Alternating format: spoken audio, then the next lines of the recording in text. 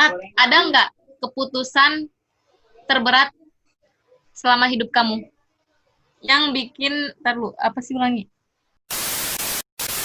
Oh iya, keputusan terberat yang kamu ambil selama hidup kamu, ada nggak? Ada.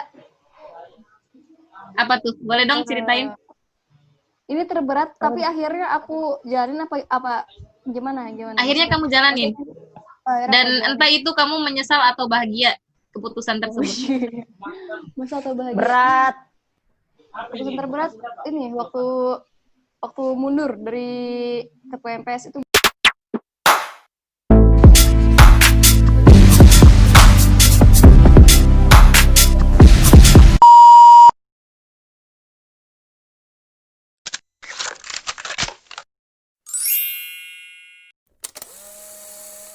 Keputusan terberat ini waktu mundur dari ketua MPS itu berat banget sih sebenarnya.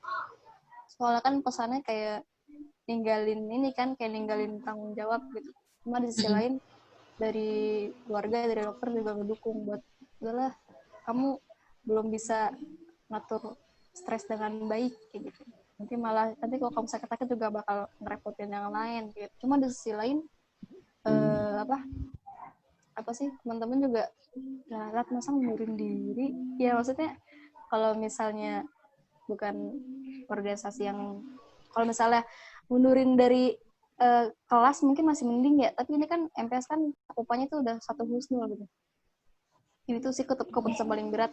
Terus waktu sempat mau ngebatalin surat mengundurkan diri itu kan hari Senin. Jadi Senin pagi deh kayaknya. Senin pagi tuh aku sempat kayak tarbiyah gitu mau ngundurin, mau ngambil lagi buat udah nggak usah, saya nggak jadi mundurin diri, saya terjalin aja insya Allah bisa gitu. Ternyata pas itu waktu istirahat aja, selesainya nggak ada. Terus ternyata pas zuhur itu udah keburu diumumin kalau misalnya aku udah mundurin diri. Jadi kan ternyata yang awalnya sempat hampir nggak jadi, tapi ya udah ya emang qadarullah aja sih. Ya itu juga keputusan berat, susah juga sih, maksudnya ya pasti berat lah. Tapi masih kepikiran ya sekarang? Hah? Sekarang masih kerasa gitu, kerasa beratnya gitu. Sampai akhirnya maaf ya Lat ya.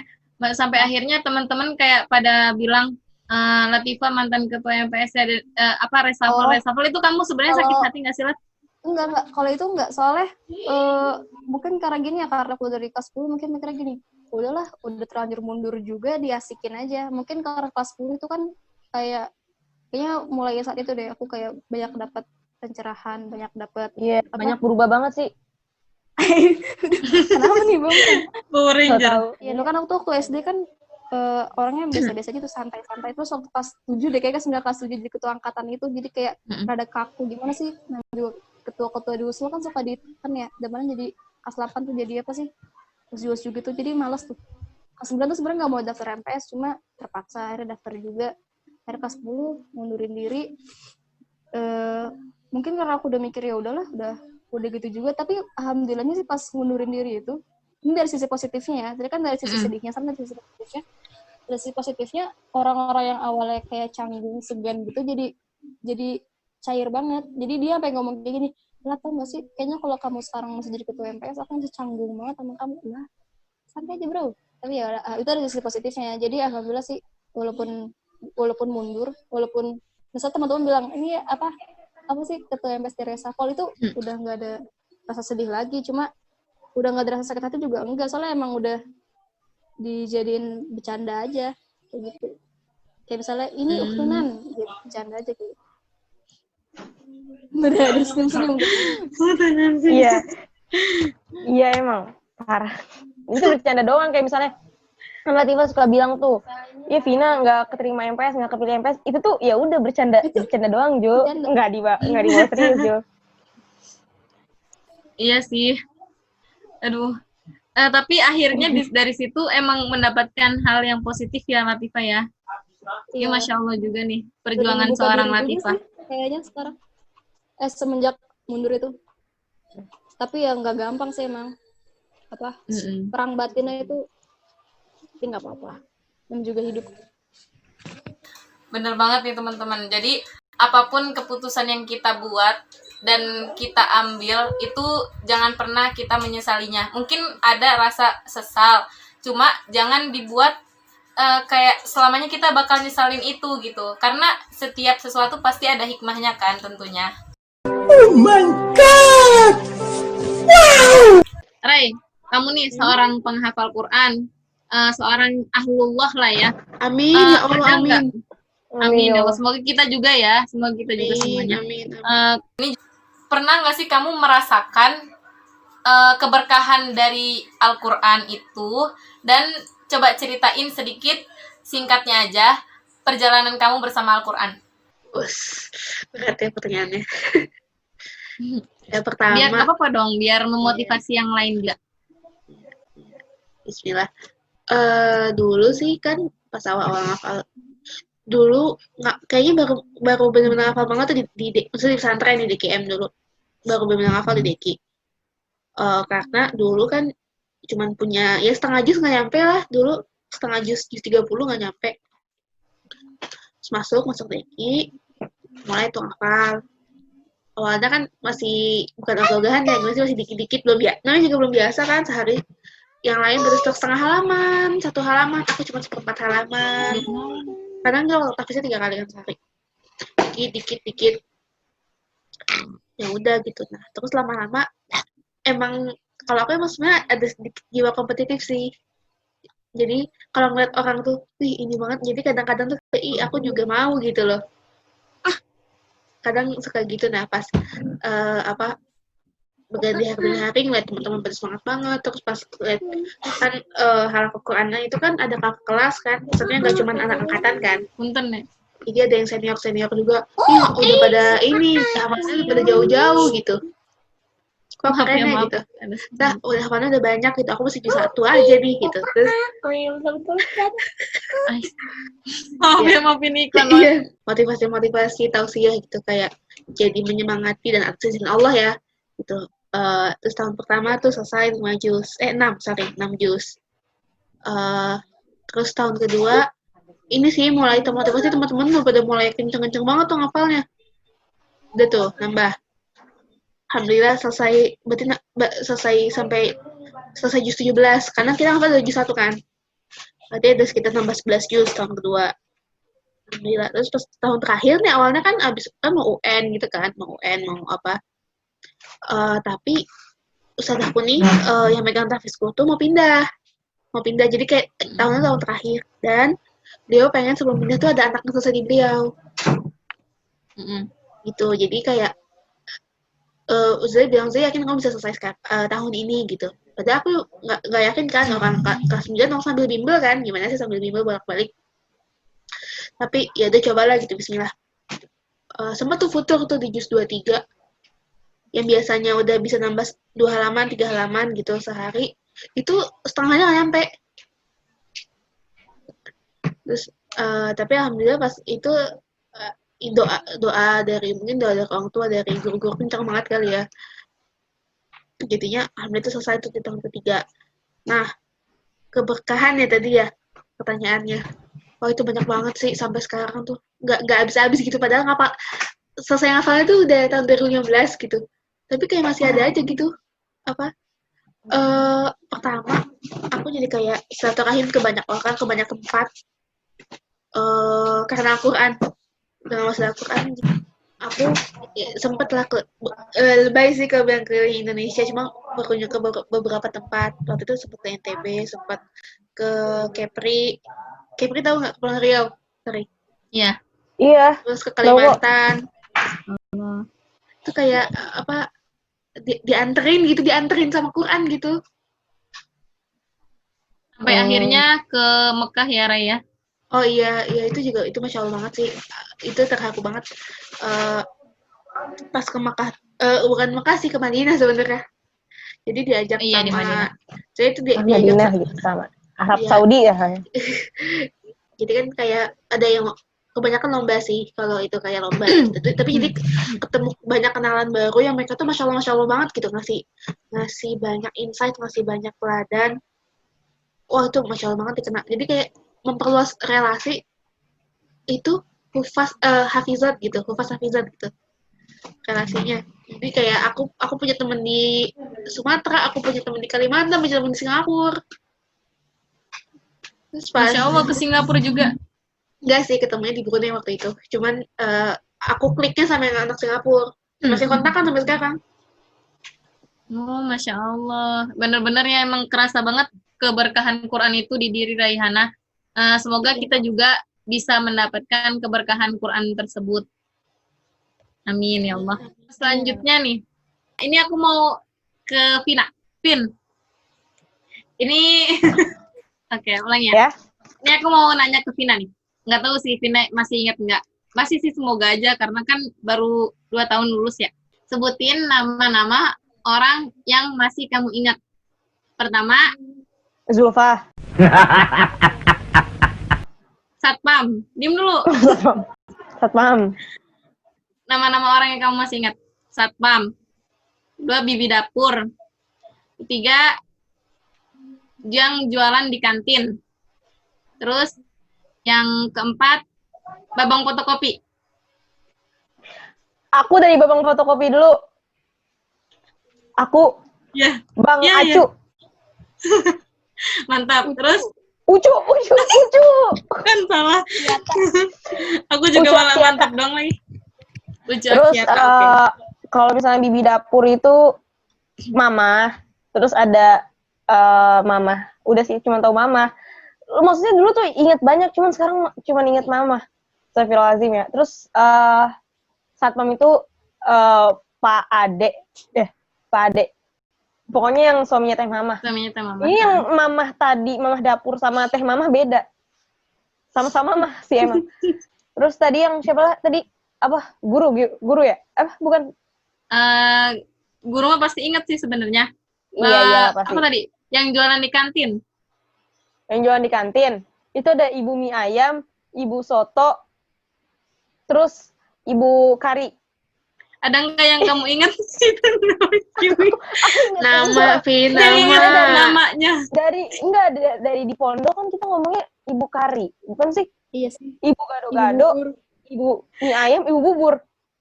Terus apa? Iya. Teh Imas. Tapi udah. ada sih. Nah ya, itu maksud aku kan nama.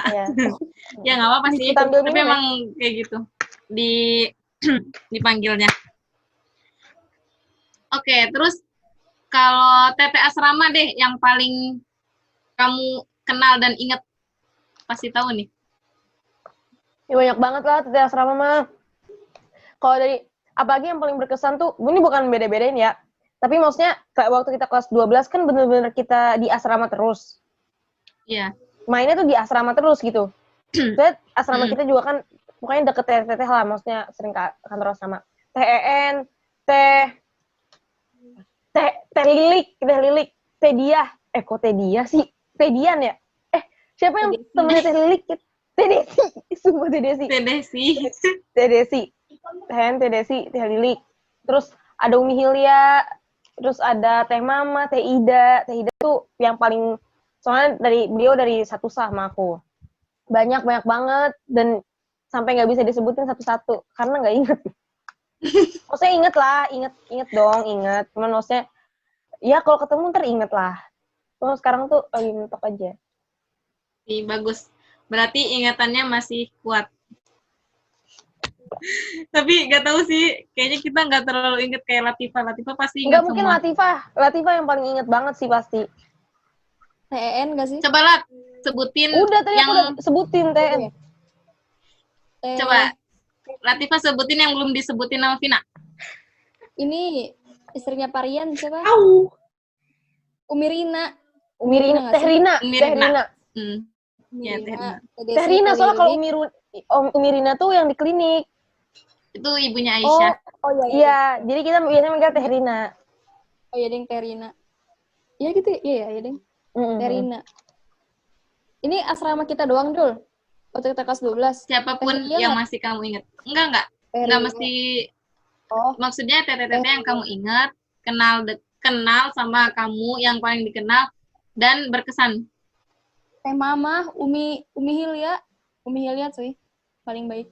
Iya, Enggak, cuma baik Umi semua, Hilya. baik semua. Oh, baik Umi semua. Hilya. Teh Mama, Teh Zirli. Aku ingat banget Teh Insani, inget nggak di Perkwik? Ingat. Tete-tete asrama tuh apa sih maksudnya? Udah Oh, biru staff, apa sih? staff asrama. Staff asrama Staff yang asrama. suka jaga di asrama kita gitu. Oh, tapi bukan Jadi dari sebenarnya kakak tapi kelas asrama. gitu ya? Tapi Bukan, kayak, bukan. tapi staff pondok gitu. Mbak. Staff pondok, cuma bagian asrama gitu. Bagian pembinaan sih, pembinaan putri. Teh siapa pembinaan ya waktu itu eskul tuh? Teh Mita, Teh- masih ada nggak sih? Teh Mita masih Teh ada. Mita udah enggak bukan? Oh, udah Udah enggak. ya? Mm-mm. Tuh gak sih Teh Ria. Oh, Teh Ria, suaminya istrinya Ria siapa tuh? Ambarsari. Iya ya, tahu-tahu. Iya. Istrinya. Ya udahlah itu pokoknya Ustadz aja. banyak lah. Oke. Karena kalian ingat semua ya, Masya Allah. Mantap. Terus, nih, coba. Dari Reihana, nanti ini aku mau tanyain juga ke kalian semua, ke tiga-tiganya. Siapakah tokoh yang paling menginspirasi kamu? Boleh lebih dari satu gak? Boleh. Dan orang seperti apa sih dia? Yang pertama itu Tapi terlalu dibatasin aja lah, biar semuanya rata. Dua orang cukup nggak? Atau aku bukan orang Iya. sih. Yang satu sepasang suami istri, yang satu keluarga. Oh, mantap. Yang satu Iya, itu- boleh. Iya, yang boleh. Yang satu itu ketua muda pondokku, kata Abdul Hasib Hasan, Elsie, beliau itu dan istrinya. Ingat banget aku Ustadz Hasib itu selalu bangun jam 3. Iya, selalu bangun jam 3 ke masjid duluan, mendahului santri. Maksudnya beliau tuh sibuk banget. Dan sudah berusia gitu. Itu selalu ke masjid, dan kalau Ramadan, kalau apa tuh pokoknya jadi anak masjid, pokoknya rajin banget gitu itikafnya, ibadahnya, terus juga lemah lembut banget tuh Ustadz. Itu sama istrinya kalau istrinya tipe yang lebih ketegas, yang lebih ini sih ya dua-duanya di usia tuanya itu produktif. Terus satu lagi sama keluarga, pernah dengar nggak sih yang keluarga penghafal Quran, 10 bintang penghafal Quran? Oh, Masya Allah. Anaknya Ustadz itu almarhum siapa? Itu Mutamimul Ustadz Ula. Tamim. Iya, Mutamimul Ula. Iya, almarhum Ustadz Tamim. Dan Umi itu aku maksudnya Masya Allah ya gitu. Itu 10 anak jadi semua gitu. Karena ada beberapa yang kakak kelasku kan dulu. Itu Masya Allah maksudnya jadi gitu, hafal Quran. Terus sampai sekarang tuh kiprahnya tuh banyak gitu, dan benar-benar semuanya tuh punya sisi menginspirasinya masing-masing. Itu sih yang maksudnya itu Masya Allah banget, banyak kan gitu yang mengakui gitu betapa Masya Allahnya keluarga itu gitu. Iya, benar banget. Itu sih yang menginspirasi banget. Kalau Vina, siapa Vin? Ini sebenarnya kan orang yang menginspirasi banyak ya, apalagi di zaman sekarang gitu. Zaman dulu aja banyak banget gitu kan. Nah, cuman yang paling menginspirasi buat aku itu Ustadz sih. Mungkin banyak ya yang mengidolakan beliau gitu. Mungkin Latifah tahu ya, pokoknya namanya itu Ustadz Adi Hidayat. Gak tahu aku tuh, ya Allah, mungkin ini juga apa ya, salah satu ya mungkin hidayah dari Allah juga ya. Intinya pokoknya selalu aja tuh setiap kata-katanya beliau itu selalu pas sama yang lagi aku alamin. Misalnya misalnya aku lagi males sama Al-Quran, maksudnya bukan malas sama Al-Quran, maksudnya dalam arti udah lagi futur nih, nggak murojaah, tiba-tiba denger buka IG ceramahnya Ustadz Adi kayak gini gitu, tentang Al-Quran juga. Terus banyak hal deh, itu salah satunya aja ya yang aku sebutin. Dan dari kepribadian beliau sama keluarganya juga, bagaimana beliau itu benar-benar memuliakan istrinya. Mungkin semua ustadz atau semua orang banyak yang memuliakan istrinya, tapi kan yang aku lihat ini kan Ustadz Adi memuliakan istrinya dan sangat membimbing anaknya gitu, mendidik anaknya dengan cara yang baik. Malah sampai pernah nonton videonya, aku tuh termasuk pokoknya semuanya diikutin, Ustadz Adi tuh diikutin. Terus emang dari beliau mendidik anaknya, bahkan salah satu video yang aku tonton tuh aku termasuk pengikutnya, misalnya di IG, di YouTube semua gitu. Dan pengen banget berusaha buat nggak ketinggalan nonton gitu. Anaknya itu sampai nggak mau bahas sesuatu yang kayak misalnya lagi bahas nih cerita tentang sirah Nabi, sahabat gitu. Terus tiba-tiba Ustadz Adi tuh ya godain lah kayak melenceng sedikit Doraemon gitu. Terus dia nggak mau. Intinya kayak, Masya Allah banget gitu. Terus anak-anaknya juga udah ya menghafal Al-Quran juga ya udah tahu ini sahabat yang kayak gini tuh siapa, kayak ini siapa-siapa. Pokoknya keren gitu. Terus ya dari ceramahnya beliau udah jelas ya sampai tahu nomor, ayat, hafiznya, terus hafiznya kayak gimana, terus kalau misalnya lagi bahas tentang hadis nih, beliau kalau menurut aku sejarahnya keren sama ilmu hadisnya tuh mantap banget sih. Kalau lagi nyebutin sanad, itu bisa sanad dari Rasulullah kan ke sahabat, dari sahabat beliau nyebutin nama sahabatnya sampai ke Imam Al-Bukhari kayak gitu. Dan itu disebutin semua. Kan bikin yang nonton Masya Allah gitu kan. Terus tiba-tiba beliau bilang, coba ulangin gitu. Dan itu lucunya. Jadi beliau itu ada sisi bener-bener ceramahnya itu nggak cuma ceramah ya serius-serius banget gitu kan. Kadang ada orang yang dibercandain tuh kan malah bikin ketawa. Jadi relax gitu, santai. Itu aja sih. Pokoknya beliau menginspirasi banget sih. Masya Allah. Masya Allah. Masya Allah. Kalau Latifah, Vina ada lagi atau? Udah. Banyak sebenarnya, cuman kan ya udah satu aja. Iya benar. Kalau Latifah gimana, Lat? Enggak, satu aja. Satu aja. Ada. Oke, sekarang Latifah. So, tadi udah Vina ya. Sekarang Ustadz Nuzul juga sih, cuma satu saat kan pasti inspirator ya, inspiratif, inspirator. Ustadz Nuzul juga tuh, banget. Nah, enak banget. Banget, ya Allah sama sebenarnya pengen dua, tapi ya udah Ustadz juga gitu kan. Ustadz Nuzul tuh Masya Allah deh. Oh, Shiren enggak? Kadang enggak. Ya, Shiren, aduh, malu sih. Sebenarnya nyebutin Shiren malu. Kan ini kalau aku sih seneng banget lihat Retno Hening. Itu sih paling inspiratif bagi aku. Parenting ya, parenting. Ngerasa parentingnya. Terus kalau lihat-lihat video itu kayak nggak tahu sih, kayak support system aja gitu. Jadi kalau misalnya kan Jakarta kan suka macetnya, pulang-pulang kan suka pusing. Nanti kalau lihat video itu ngerasa enak aja. Terus kalau aku seneng sih kan madrasah pertama. Jadi kayak emang pondasinya anak jadi ibunya gitu. Jadi aku mikir banget. Ini bukan aku mikir nikah ya, cuma aku lebih mikir ke ini sih, ke ya itu parentingnya. Jadi kayak inspiratif banget bagi aku. Masya Allah ya, Masya Allah. Jangan Masya Allah. Terus kalau buat anak-anaknya juga, pokoknya yang aku inget sih perkataannya ini sih, Ibu Retno Hening. Pokoknya orang ngomong gini ke Kirana, Kirana mau toys gak? Abis itu kata Kirana gini, enggak, Kirana maunya sama ibu gitu.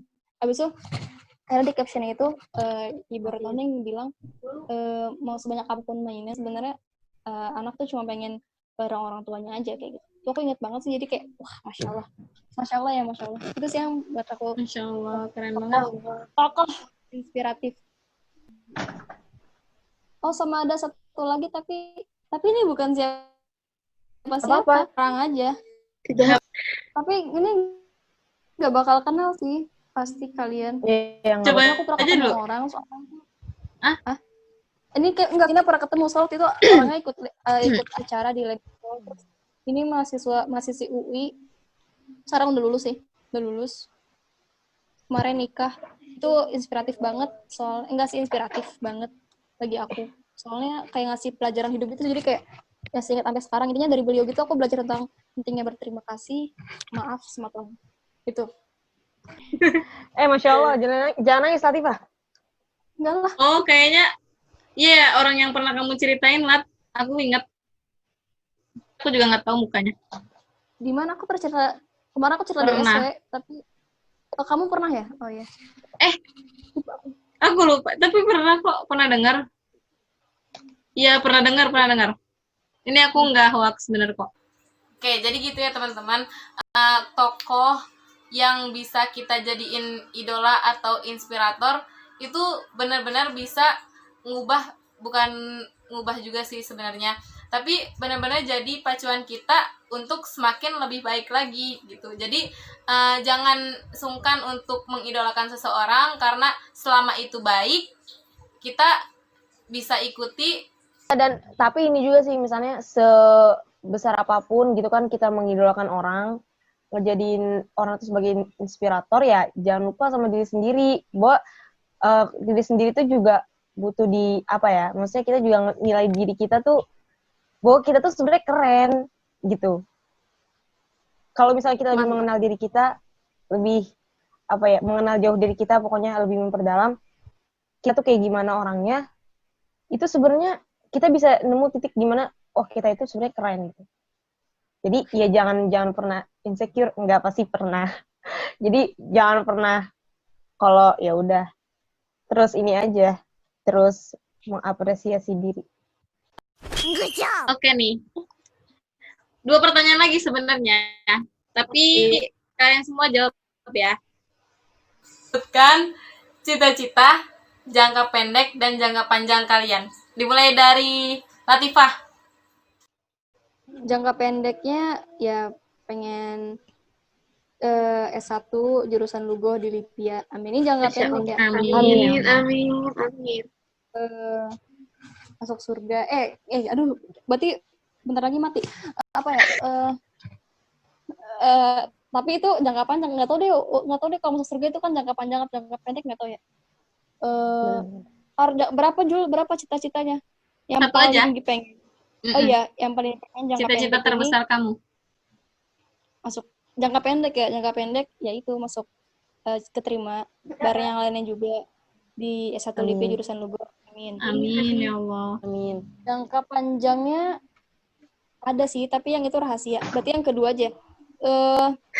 Pengen punya sekolahan sama pengen punya peternakan babi, enggak lah, peternakan sapi, kambing, ayam. Dan kalau bisa kuda sih, tapi kuda kan mahal. Tapi jadi sari kambing. Amin ya Itu sih Allah. yang jangka panjang. Sama sekolahan.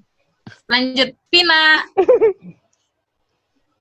Kalau aku ya jangka pendek sama Latifah. Pengen semuanya terima S1 syariah, kalau aku syariah. Lugo buat yang lain atau Idari gitu kan. Lipia ya, ini di Lipia. Amin. Terus pengen ya apa sih ya, kayak ya bisnis juga gitu. Tapi kan ya nggak tahu sih, kalau bisnis itu kan mentalnya harus gede banget ya. Harus punya mental yang gede. Karena harus berani gitu kan. Nah itu masih belum tahu kapan ya. Mungkin jangka panjang, mungkin jangka pendek, nggak tahu. Terus kalau misalkan jangka panjang ya tadi, ya pengen banget sebenarnya punya pesantren. Terus enak tuh kayak kalau misalnya kita punya pesantren, kita ngatur kurikulumnya, kita yang ngatur segalanya gitu kan, yang sesuai keinginan kita gitu. Dan dari pesantren itu kan ngecetak santri-santri yang nanti bakal keluar juga kan buat nyampein kebenaran, buat menegakkan agama Allah gitu. Itu kan insya Allah pahalanya ngalir. Terus pengen ya apa ya, cita-cita terbesar itu sebenarnya kalau misalnya di HK tuh dikasih tahu ini waktu itu sama Ustadz Fikri Dakwah, Ustadz Ziatul Alam, wih berat gitu. Mantap. Nah jadi kayak jadi iya waktu itu dikasih tahu Ustadz Dwi Pak, siapa sih ya, pokoknya guru Fikri Dakwah gitu. Iya benar. Itu Ustadz Ziatul Alam itu dia itu kan maksudnya kalau misalnya kita artiin kan itu kayak jadi guru di dunia gitu kan. Maksudnya ya intinya dakwahnya udah sampai ke situ, udah sampai ke seluruh dunia gitu. Tapi ya kita tuh bukan cari popularitas ya, karena nggak bagus, nggak boleh malah cari popularitas dalam apa melakukan suatu kebaikan tapi buat mencari popularitas gitu. Aku nggak mau kayak gitu ya, mudah-mudahan Allah jauhin ya sifat-sifat kayak gitu. Ya Allah nauzubillah, nggak mau banget, karena itu bisa membatalkan amal gitu, bisa membatalkan pahala. Nah aku mau ya kayak Ustadz Ziatul Alam gitu, itu kan visi yang paling keren sebenarnya. Kalau misalnya kita udah kayak bisa jadi guru di dunia dan ini bukan mesti kayak ceramah gimana-mana. Yang penting kita tuh bisa bermanfaat kayak gitu buat seluruh dunia kayak gitu. Ya, Masya Allah ya. Selanjutnya Raihana. Gimana, Rai? cita-cita kamu jangka pendek dan jangka panjang? Sama sih jangka pendeknya. Apa? Jangka pendeknya itu tembus ke satu syariah. Tapi ya amin, amin. Amin ya Allah. Sama aku sebenarnya pengen financial free sih. Apa bahasanya? Pokoknya Mandiri finansial. dia mandiri finansial. Itu mandiri finansial. Pengennya sih sebelum S1 selesai, pengennya gitu, doain ya. Amin. Kan udah nabung tuh, Rai. Belum. Rehana modalnya udah banyak, tinggal Iya. beraninya aja. Jangka panjangnya gimana, Lat? Salah kolat sih. Jangka panjangnya gimana, Rai? Jangka panjangnya aku pengen punya pondok Quran. Amin ya Allah. Punya pondok Quran. Soalnya maksudnya jadi ladang, jadi amal jariah gitu loh, sampai selain mereka akan seperti yang Vina bilang tadi kan, manfaatnya kan luas gitu, dirasakan oleh banyak orang. Jadi amal jariah terus, mereka punya murid lagi, mereka punya anak didik lagi, itu bakal ngalir terus kan. Tuh. Sama aku ini agak malu sih.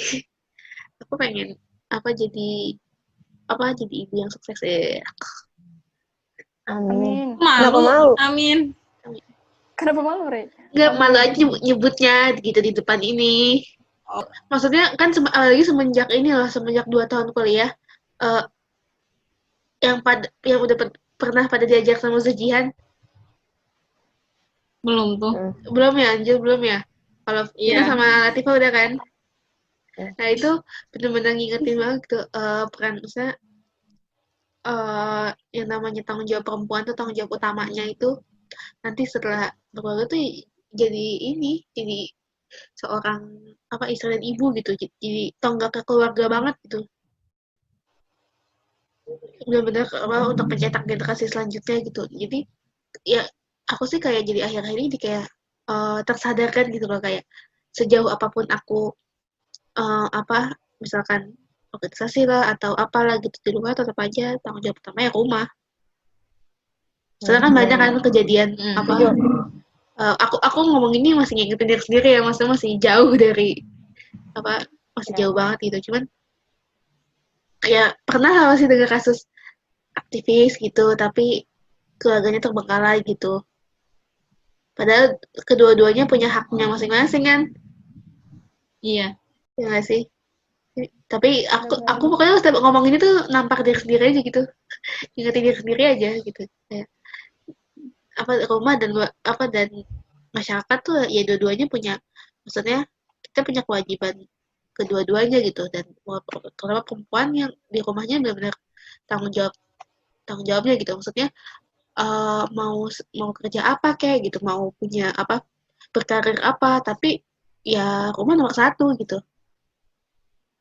Benar banget itu. Pasti semuanya bakal kembali ke rumah sih. Iya.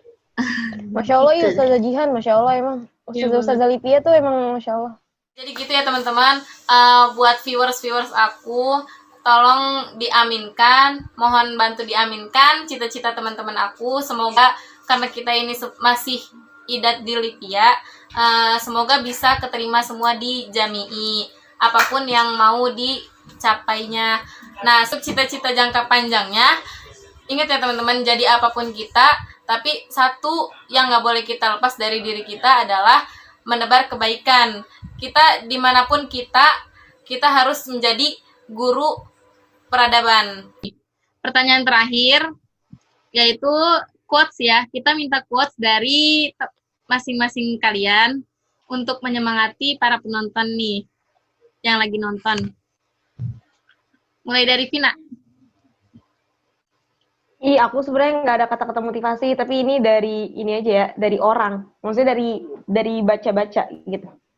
Jadi pernah baca ini, kata-katanya keren banget. Kun lillah kama yurid, yakun laka fauqa maturid. Nah, bahasa Indonesia tuh gini, cara maknanya tuh kayak gini. Kalau misalnya kita ngelakuin deh apa yang Allah mau gitu. Maksudnya sesuai aturan Allah, sesuai keinginan Allah gitu. Nah, kita akan mendapatkan sesuatu di luar yang kita duga gitu. Jadi buat viewersnya Injul, buat kita semua kayak gitu. Jadi bisa dipahami kan. Jadi kayak kalau misalnya kita berbuat sesuatu itu karena Allah dan sesuai kemauan Allah, maka kita akan mendapat itu di atas segalanya dan bisa berlipat-lipat gitu. Mendapat yang kita mau. Jadi ya itu benar-benar kata-kata yang bikin hidup tenang banget sih. Maksudnya karena kan kita hidup di dunia ini emang ya kita hidup di dunia ini wa ma khalaqtul jinna wal insa illa liya'budun. Kalau misalnya sebenarnya kata-kata itu ntar tulis translate nggak usah kata apa namanya itu benar-benar ayat yang udah sebenarnya kita udah lo hidup di dunia ini kayak gini doang gitu buat ibadah doang. Allah tuh nggak minta macam-macam, cuman lo disuruh ibadah gitu. Adapun kayak misalnya bekerja terus belajar aktivitas lainnya yang lainnya itu sarana aja gitu, sarana penunjang kita buat bisa tetap hidup biar bisa kita tetap beribadah. Tapi ujung-ujungnya ya kita tetap ibadah, orientasi hidup tuh ibadah aja gitu. Sesuai yang Allah mau, kita bakal dapat di atas yang kita mau gitu. Sekarang dari Raihana. Oke. Bismillah. Pokoknya mau sesibuk apapun, aktivitas bagaimanapun, kondisi apapun, jangan pernah tinggalin Quran. Sefutur apapun seenggaknya murotal karena Quran yang membuat hidup kita lebih berkah. Karena Quran yang membuat waktu kita lebih berkah. Karena Quran menenangkan hati kita, dengan baca Quran itu lebih urusan-urusan kita jadi lebih lancar. Kita kalau misalkan meninggalkan sesuatu karena Quran, urusan itu yakin ya nggak bakal beres. Susah gitu beresnya. Kalau kita ninggalin Quran kan sesuatu. Tapi kalau kita menyisihkan sedikit aja gitu waktu kita buat Quran, itu tuh insya Allah tuh tidak akan sia-sia. Nggak akan sia-sia dan ada aja gitu kemudahan dari Allah gitu, ada aja kelancaran, setidaknya ketenangan hati itu setidaknya. Nah kan Quran kan itu kan dia Quran tuh menenangkan banget sih, pasti kalau abis baca Quran tuh kayak ada lega-leganya gitu. Itu aja sih. Ya benar banget. Terakhir dari Latifah. Ya, tadi kan Vina udah tentang hidup, Rehana tentang Quran. Mulia atau hinanya seseorang tidak pernah ditentukan oleh kata-kata dan perbuatan orang lain. Itu di bukunya Salim Afilah dalam Dekapan Ukhuwah. Jadi kan nanti kita hidup pasti banyak ini kan, ada aja kan orang yang gak suka sama kita, ya wajar pasti. Ya ingat aja kata-kata itu. Jadi singkatnya, masa depan itu bukan di tangan netizen ya. Nyambung nggak sih? Nyambung. Bener. Dari Injil. Iya benar, dari Injil. Itu termasuk kebalikannya juga. Kalau di pandangan orang bagus, belum tentu kita bagus. Nah itu benar banget. Oh iya, amin. Ini sama kayak Latifah ada lagi nih, kayak pernah baca juga, jangan jadi hamba, nggak tahu aku lupa ya, pokoknya intinya jangan jadi hamba omongan orang atau jangan jadi hamba mulut orang gitu. Ya paham kan, kalau misalnya kita jadi hambanya omongan orang atau hambanya mulut orang, kita bakal ngikutin tuh apa yang dibilang orang.